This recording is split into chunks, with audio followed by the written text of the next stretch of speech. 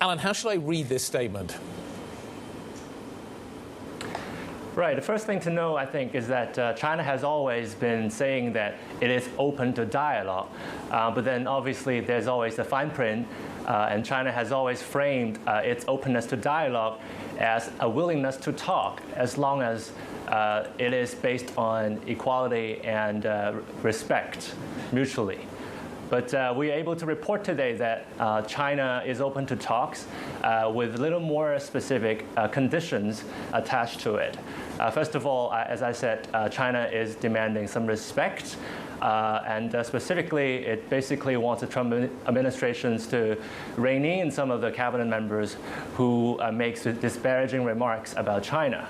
And then the other more specific conditions is that China wants the U.S. side to appoint a person that it could have those talks with, which is understandable because we've seen how different members of the administration have said different things over the course of the last couple of months. And China is frustrated that it doesn't really know what the U.S. wants from this negotiation. And this person, as long as he could or she could put together a deal that both presidents could put their names on, it's our understanding that China didn't designate anybody. Okay.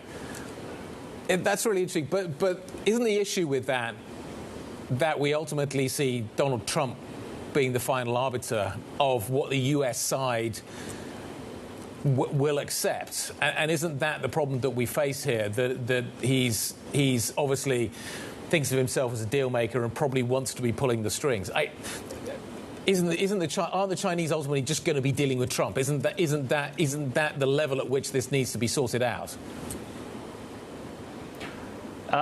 Yeah, I think we all know that Trump likes to deal with other leaders one-on-one to get them together in the same room and just hash it out between two leaders. But that's not how China normally operates here. And the bottom line is that China wants to deal with someone who actually represents or knows what Trump wants so that any negotiation will have a meaningful outcome.